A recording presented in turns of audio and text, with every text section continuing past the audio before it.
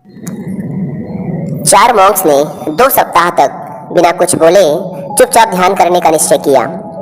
उन्होंने अपने इस अभ्यास के प्रतीक के रूप में एक मोमबत्ती जलाई, जो कि उन्हें हर वक्त यह याद दिलाती रहे कि उन्हें बिना कुछ बोले बस ध्यान करना है। इसके बाद उन मॉन्क्स ने ध्यान करना शुरू किया। पहले दिन की रात होते होते मोमबत्ती टिमटिमाई और फिर बुझ गई। यह देखते ही पहले मॉन्क ने कहा, अरे नहीं, यह मोमबत्ती तो बुझ गई। दूसरे मॉन्क ने कहा, हमें बात नहीं करनी चाहिए, हमने कुछ भी ना बोलने की कसम खाई थी। तीसरे मॉन्क ने कहा, तुम दोनों को बोलने की क्या जरूरत थी।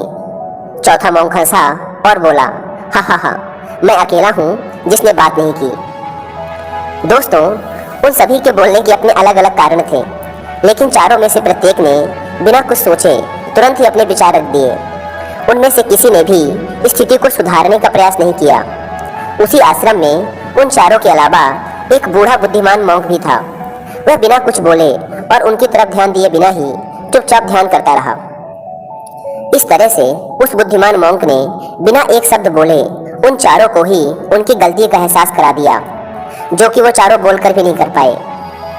बिना सोचे समझे और जरूरत से अधिक बोलने पर हमें खुद ही लोगों के सामने शर्मिंदा होना पड़ता है।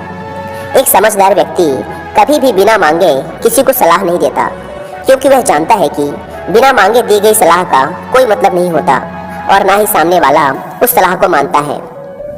लेकिन आजकल लोगों ने अपनी प्रॉब्लम बताई नहीं कि हम उन्हें सॉल्यूशन देना शुरू कर देते हैं, जबकि 99% केसेस में जब लोग हमसे अपनी प्रॉब्लम शेयर कर रहे होते हैं तो वो हमसे कोई सॉल्यूशन नहीं सुनना चाहते, बल्कि वो तो सिर्फ ये चाहते हैं कि हम उनकी बातों को ध्यान से सुन लें, और इससे उन्हें कुछ समय के लिए शांति महसूस होती है, क्योंकि हम उन्हें जो सलाह देंगे ये उन्हें भी पता है।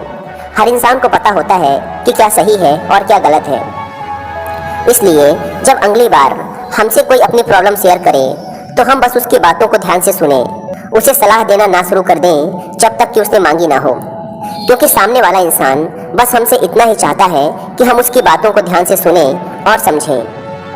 ये बात तो आप लोगों ने भी सुनी होगी, हम जितना कम बोलते हैं उतने ही समझदार होते जाते हैं, और इसका उल्टा भी उतना ही सही है।